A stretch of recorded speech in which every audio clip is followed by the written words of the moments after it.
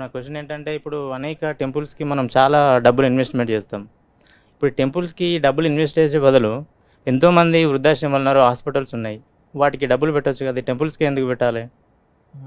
చాలా మంచి ఇప్పుడు ప్రశ్న. నేను రోడ్డు మీద వస్తుంటే చాలామంది అన్నదా వాళ్ళు ఉన్నారు, వాళ్ళకు కూడా పెట్టొచ్చు కదా, దీనికి పెట్టే ఇన్వెస్ట్మెంట్. చాలా మంచి ప్రశ్న అడిగారు. మీరు ఎప్పుడైనా ఇదే ప్రశ్న ఎవరైనా మాల్ కడుతున్నప్పుడు వాళ్ళకి వెళ్ళి చెప్పారా? ఎందుకు ఇంత మాల్ కడుతున్నారండి, మీరు ఒక 3,000 కోట్లు 4,000 కోట్లు మీ బిజినెస్లో ఇన్వెస్ట్ చేయటం కంటే చక్కగా అందరికి పేదలకు పనిచేయచ్చు కదా అని మీరు ఎప్పుడైనా అన్నారా?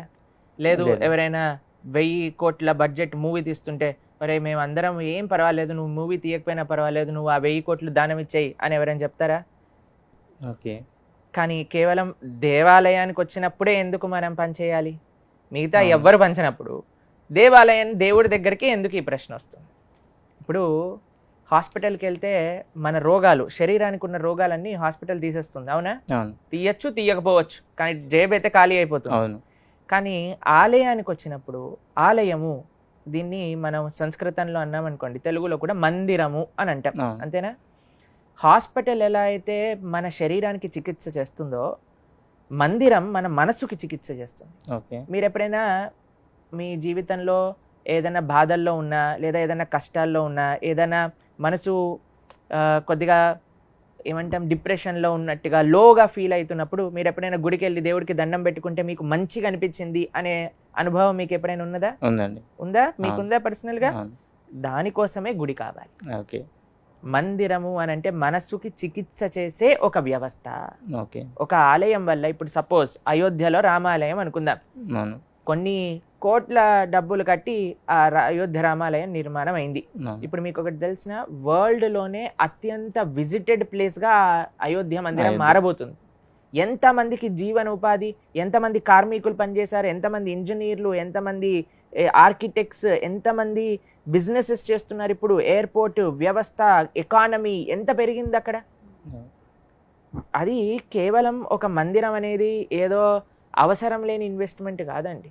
మన అలా ఉండుంటే మన రాజులు అంతంత కష్టపడి ఎందుకు మందిరాలు నిర్మించారు పూర్వకాలంలో? సినిమా థియేటర్ నిర్మించుంటే అయిపోయేది కదా, మనందరం హాయిగా సినిమాలు చూసేవాళ్ళు.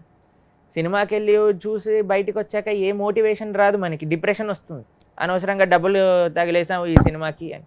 కానీ గుడికి వెళ్ళి వచ్చినప్పుడు ఎప్పుడు మనకు అలా అనిపించదండి. మందిరము అని అంటే ఎక్కడైతే భగవంతుడు కొలువై ఉంటారో ఆ స్వామి యొక్క శక్తి.